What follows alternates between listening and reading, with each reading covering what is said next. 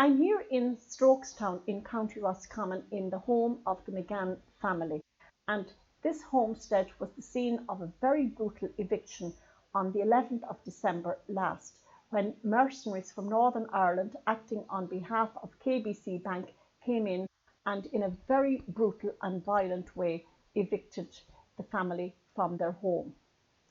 An incident ensued the weekend afterwards, which resulted in the mercenaries having to vacate the property, and the following day, on Monday the 17th of December, the McGann family moved back into their home, and they have been here ever since.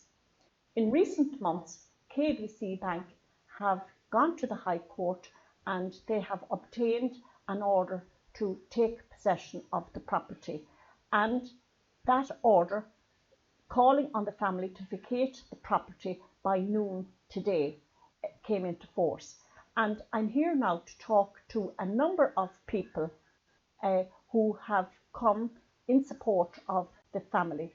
So we have Colm Granahan, and Colm is from ACT Anti-Corruption Task Force, and he's one of the founder members of ACT. We have retired Garda Kevin Taylor, who ended up being viciously attacked on the morning of the eviction. We have David McGann, the older of the McGann brothers. And finally, we have Tom Degnan, who has travelled all the way down from Letterkenny. Tom is the chairperson of the Common Law Information Centre in Letterkenny, and he is also their PRO. So, if I can begin with you, Colm, can you tell our viewers what has been happening here today? Well, since morning, a big crowd of people, a large crowd of people has gathered at the house in support of the McGann family, and people coming and going all day. There has been a large media presence, which the reason that we're doing this is to make sure that the truth goes out, because the media, they're cut down on what they can say and what they can report because of what's running the country. So we're just all here in solidarity with the McGanns. We know what has happened is unlawful, and to them we see with Leo Varadkar and the Dáil, where he announced a few days after the McGann family, he put their whole case on the Dáil record and what they allegedly owe, and all these things going back for years. And the week before that happened, there was a case for the cancer, the smear tests, and it was a woman that was dying, and he couldn't comment on an individual case. So we can see here big favouritism for the banks from this government, and the people of the country is just fed up of it. We're sick of the nonsense that's going on, the make-believe courts that they have here. We know, and anyone that has looked at the video of the repossession will know, that no court order existed, has been shown. It hasn't been shown since we contacted Leo Varadkar and Commissioner Drew Harris for if there's a copy of the order to show it and put the people at ease. But there is no order, and this order that has come out for them to leave today at 12 o'clock, it's just a piece of paper. No judge signed it, no register signed it, no nothing. And we all know from the simple fact of, if you write out a cheque, it's worthless unless it's signed. And something as serious as someone's home that they have been in for the last 60 or 70 years, it's ridiculous to think that they can come out with a piece of paper without verifying their claim. They have been asked a few times to verify their claim, and they haven't done that. And all they're using is legalese, fictitious language documents to make us believe that they have orders. So we have become aware of the criminality that's involved in this, and we are here to expose it and to support the McGann family. The way the situation is now with the homeless, the TDs buying up all the properties, rents increasing, Like, where are we going to put this family if they turf them out on the road? They're from rural Ireland. They're the age they are, have born, reared, went to school, and retired here. And now the banks want to kick them out on the side of the road. Now, that is not happening. That cannot happen because it's here today and it's down the road. Everyone is just in their sights that owes money. And this owing money, as if they can verify their claim, then there can be something done about it. But the situation is that the affidavit that went into the High Court, I compared the documents to the affidavit to documents that we have in our possession, and I can guarantee without fail that at least, and that's the very least of it, 3/4 of it is lies. Sworn lies, it's perjury on behalf of the banks, and anyone that wants to challenge me on that, I can prove it to them. Even to the fact of the said in the affidavit that the sheriff arrived and took possession of the property. And as we seen on the video, there was no sheriff. There was that man Devlin that was with the thugs. It was him that dragged people out in front of the guards, and the people that took possession of the property for KBC without any doubt was a Garda, a female Garda. She was the last one that brought the... We actually have to be extremely careful, Colin, you know, what we publish and what we put out, you know, and I suppose it is one of the great difficulties for citizen journalists, and that is that always the threat hangs over them that they can actually be summoned and fined for what they actually publish and what they publish on social media. So we actually have to be extremely careful what we say. And I will come back to you in a few minutes on some of the issues that you have raised there. So we're just going to have a few words now with retired Garda Kevin Taylor. Thanks, Anna. Kevin, you were here the morning of the eviction. That's correct, yes. Can you tell our viewers what happened to you that morning? Well, what happened was I was, during the eviction, at the beginning of the eviction, I was seized on by several of these thugs, loyalists, paramilitaries, mercenaries, whatever you want to call them. Dragged. I was beaten at that stage even, and then dragged towards the gate. And when I tried to stop one of these thugs from dragging me, he was in front of me. I pulled him down. I will admit I pulled him down. And 4 or 5 of them jumped on top of me. As they did that, the person, this Ian Gordon, who was in front dragging me, jumped on top of me and gave me a volley of blows, using a zap gloves, which they have, which inflict more injuries on your face. This in front of 2 Gardaí, one of them a sergeant, who were there supposed to prevent a breach of the peace, which happened blatantly in front of their eyes, and which they failed to do. And to make it worse, on top of that, they are now trying to summons me in court for an assault on Ian Gordon. How I could have done it, I don't know. With the way it'd be an impossibility with the way I was treated. That's it. Having said that, when I was there and I was outside the gate and observing what was happening, there definitely was no county register there.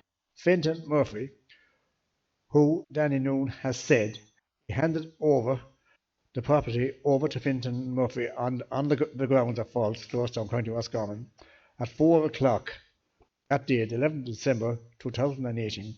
Fintan Murphy was not there, so Danny Noon could not have handed over the property to Fintan Murphy on that date at that time, and therefore Danny Noon is in serious breach of perjury and offence. Now, he is not here to defend himself. Well, so we have to be extremely careful. Yes, well, I am adamant, and I defy him do me for anything. Because what I am saying is 100% the truth, the whole truth, and nothing but the truth. Okay. Now, so I will take responsibility for all that is said. You will take. Now, Kevin, I have to say that you are a retired Garda, and I know, and I have spoken to you a number of times this year, and every time that you are mentioned in the media, you are referred to as a former Garda or as an ex-Garda, but never as a retired Garda.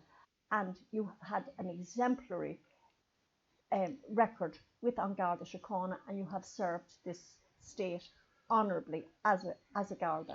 So, you know, the mainstream narrative is always to denigrate you. That is correct, yes, to tarnish my name. And not alone is the media doing it, even my fellow comrades in the Gardaí, by the fact that they know that I committed no offence, and yet they are trying to pursue a Section 2 offence against me and bring down RTE for a Mickey Mouse offence down to Strokestown.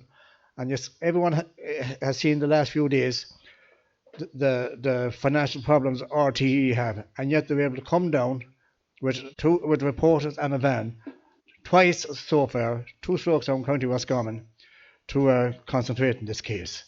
That's to the court. You have There's this court case. You have appeared in court twice this year. Well, I didn't appear the first day. The second day, yes. Yes. I mean, it has to show up who is running the country. It has to be the KBC banks. They have the government under their thumb.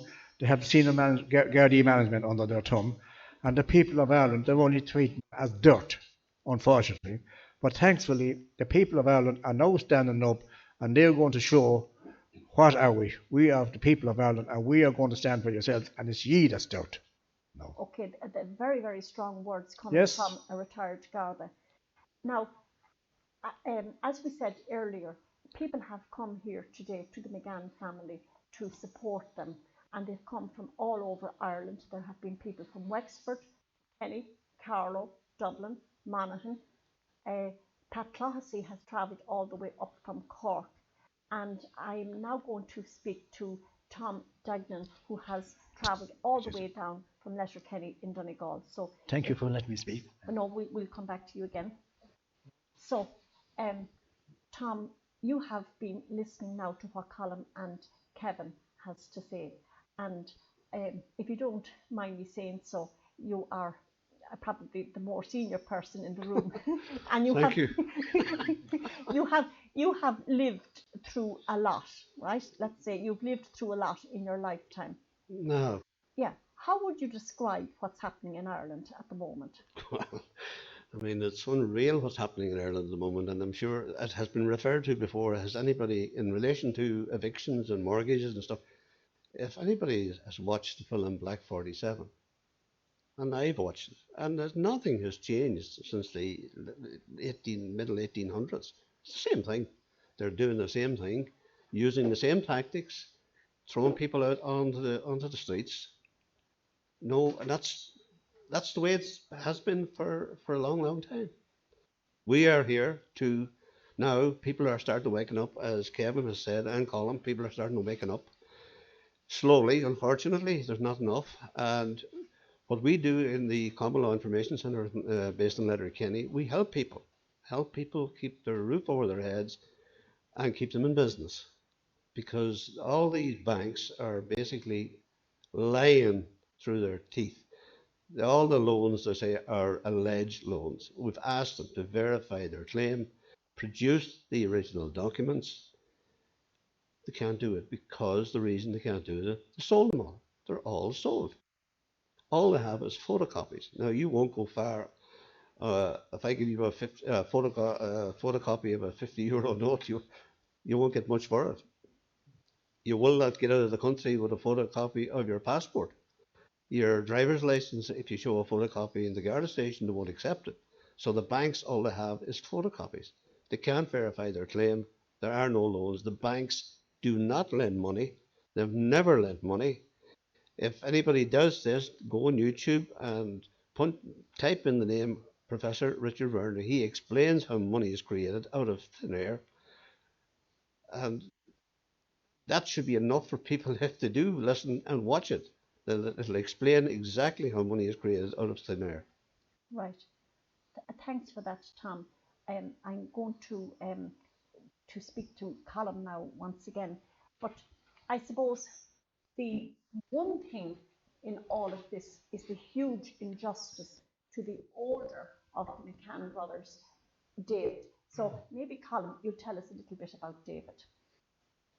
Yeah, well, I met David probably 18 months ago, maybe close to 2 years ago, and he's just quite relaxed, unassuming man. Mad every time we meet. It's into Mayo and Roscommon football. That's David's passion, and his dog and his cats. That's basically David's life. That's what he lives for football, and not there's not anything I could say. He's here now, and I don't want to embarrass by saying anything. There's not a thing I could say that I found. He's a complete gentleman. Crack, And laughing and joking, and just an ordinary family man. He reminds me of the people in my own village when I was a young fella growing up, and that you'd come to for the crack and to hear the old stories and things like that. Just yeah, David was born actually in this house, I believe. yes, I believe he was. Yes. And he has lived here all of his life.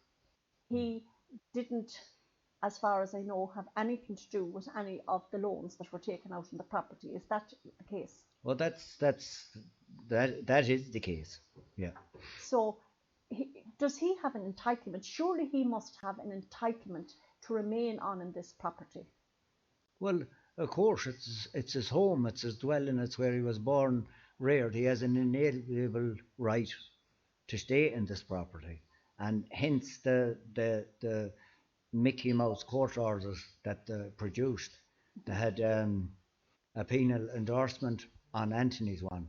They didn't have for David and Geraldine, because they know that if Anthony, the carer, or the one that looks after the running of the day-to-day business around the farm, that if he's out of it, that they won't be able to stay.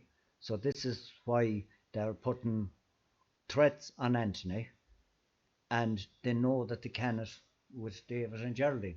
So it's, if they get rid of Anthony, then they're free to do. This is what they believe. If they get rid of Anthony, that they have the resistance broken.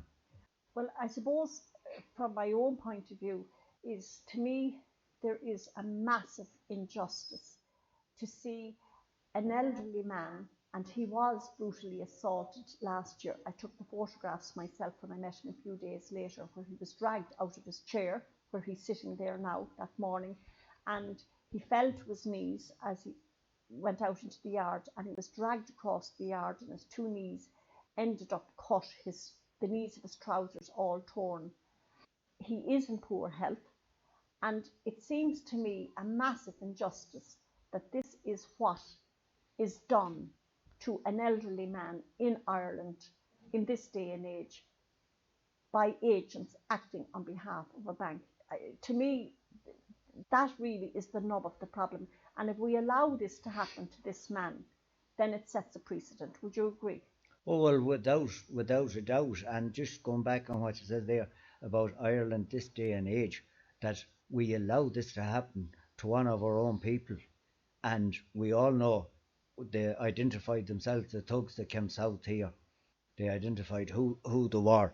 And if we as a people allow this to happen by the divisions and the so-called promises and things that the government is making, and we know who's financing every situation. We even have in our possession a letter that came from KBC to a superintendent, not about this property, about another property up the country, that says we have to get this whatever it takes. That's an email that came into our possession. We have some friends that, gives us this stuff. Yes. And it just shows they call the shots. Like the affidavit that they're going on that Kevin mentioned earlier on. That affidavit, I know by comparing the documents side by side, there's 3/4 or more of that pure lies. It's perjury. The fact of saying that a sheriff handed over possession to them, it never ever happened. We all know that the Garda was the last one out of this house. So how a person can swear an affidavit, they're not there in the court to be questioned on it, Right. and the court was satisfied an order existed. Can anyone tell me why they had to go back to court if the order exists? Why did they have to go back to court again if the order either exists or it doesn't? So it tells me, and it tells anyone that's watching, no order existed, which we seen on the day of the eviction. No order existed. So the bottom line is that what they're trying to do now is cover their tracks. But there's still the last order that came out the last day. I was in court when it was made for the McGanns to leave. Now, no judge put a signature to that, no registrar put a signature to it. Some scribble, an attested copy with a line through it. Well, it's an attested copy of nothing, because there was nothing on the order. The order was never embossed. When you give an order in the High Court, if it's lawful, the seal is put on it, the court seal, to show that that document came from the court and the court only. And the High Court is the only one that has access to that. Now, this paperwork that came out, a 3-year-old, well, maybe a 7 or 8-year-old could do it up at school and throw it in the post. It's nothing. It's not worth the paper it's written on. Just to pick up on one of your points there, Colin, you have in your possession an email stating that this property had to be taken at all costs. I understand it's not this property. Oh, yes. But it was a separate property. Yes. Which brings me to the point that this home here, let's call a spade a spade. It's not a palatial property. It's just a country home. It's a very isolated rural area, which would really have a bearing on its value. So it's not a huge high value property. And I'm sure that it must have cost the banks at this stage way in excess in paying for litigation than the property is actually worth. So why do you think that the bank has invested so much money in litigation to get this home? You know, it's a question I think that has to be asked.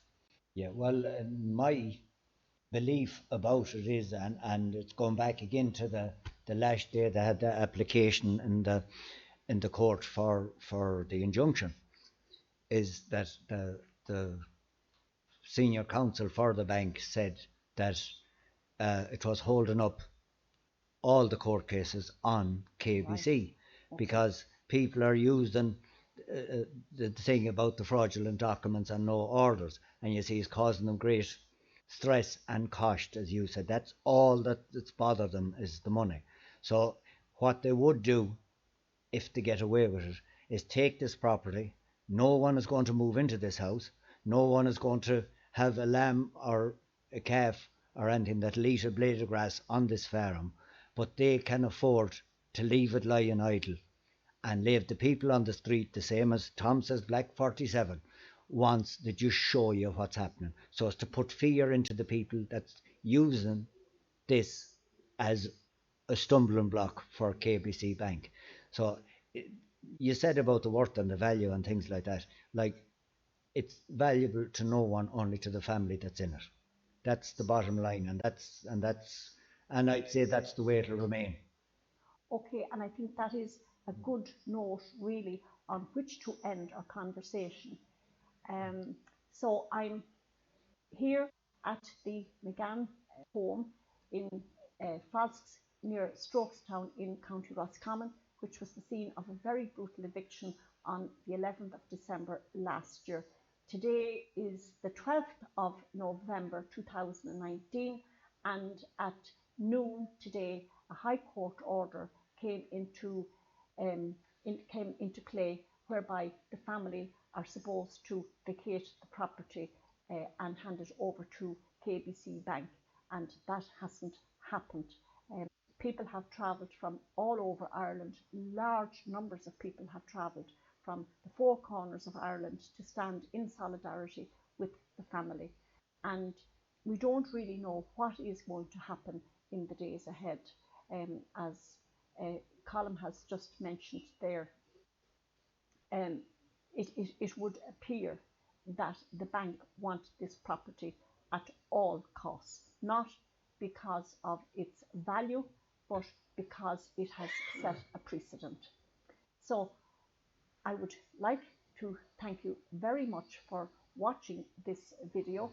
I want you please to go to my YouTube channel and press the subscribe button. And I would like to thank Deirdre, who as always is behind the camera, and she does all the audio visuals. And to my to the people who have agreed to speak to me today, Colm Granahan, who is a founder member of the Anti-Corruption Task Force, to retired Garda Kevin Taylor, who was injured on the morning of the eviction, to Tom Dignan, who is a founder member and current chairperson and a PRO for the Common Law Information Centre in Letterkenny in County Donegal, and sitting quietly in the corner, David McGann. And I suppose that is the reason why we're all here today. Yes. We are actually here for David, because we do not want to see him thrown out onto the middle of the road as happened to him last year. This is his home. He was born here. He's in poor health, and it is our belief that he is entitled to remain in his home, and this is where he would like to end his days. And may I add that David has been very, very traumatized by what happened last year, and he actually has never gone to bed since the eviction incident last year, and he sleeps there by the fire at night in his chair. And I think that that is a very poor reflection on us, the people of Ireland, if we allow that to continue. And I think David needs the assurance from the state that he is free to end his days here where he was born. Thank you for watching.